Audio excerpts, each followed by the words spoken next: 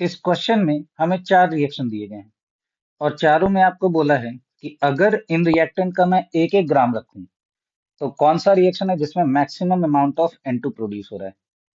चलिए इस एनालिसिस करते हैं इस सारे रिएक्शन का। तो हमें बोला है कि मैं इसका 1 ग्राम रखूंगा। तो बच्चों हमें तो नंबर ऑफ मोल्स निकालना है सबसे पहले। तो आपने 1 ग्राम लिया। अमोनियम नाइट्रेट, अब देखिए इसका मास कितना होगा। नाइट्रोजन 14, 14 28 हो गया और 4 32 और 48 ये 80 आ जाएगा। तो आपका जो मोलर मास आ रहा है ये 80 हो गया, तो नंबर ऑफ मोल्स 1/80 हो गए। अब जितना अमोनियम नाइट्रेट है उतना ही नाइट्रोजन बनेगा, दोनों का कोफिशिएंट सेम है। तो यहाँ आपके पास नाइट्रोजन जनरेट होगा 1/80 मोल्स। चलिए वैसे ही सेकंड में हमें बोला बेरियम अजाइड। देखिए बेरियम अजाइड में बेरियम का मास होगा 137, ऊपर क्वेश्चन में ही दिया हुआ है।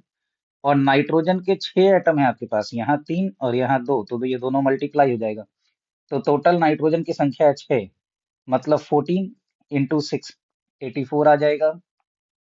तो आपका जो मास हो गया ये निकल के आएगा 221। तो बेरियम अजाइड के 1/221 मोल्स हैं। अब बेरियम अजाइड जितना है उसका 3 गुना नाइट्रोजन बनेगा।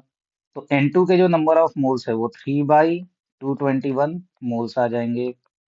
तो यहाँ पे भी हमने मोल्स निकाल लिया। अमोनियम डाइक्रोमेट, तो अमोनियम डाइक्रोमेट देखिए अब सब में मोलर मास कैलकुलेट करने की जरूरत नहीं है। ये साफ साफ दिख रहा है कि इसका भी मोलर मास बहुत ज्यादा होगा। 7 ऑक्सीजन है, 2 क्रोमियम है, मोलर मास काफी ज्यादा है। तो यहाँ पे जो नाइट्रोजन बना होगा ये काफी कम रहा होगा। हम पहले फोर्थ वाला ऑप्शन चेक कर लेते हैं, फिर इस पे आएंगे। तो ये दिख रहा है कि सर यहाँ पे तो बड़ा कम है नंबर ऑफ मोल्स। लेकिन वहीं आप अमोनिया पे आ जाइए। तो अगर आपने 1 ग्राम अमोनिया लिया है तो अमोनिया का मोलर मास मात्र 17 है। मतलब ये मोलर मास जितना कम रहेगा उतने ज्यादा नंबर ऑफ मोल्स आ जाएंगे। और यहाँ 2 से नाइट्रोजन का 1 मोल बनता है।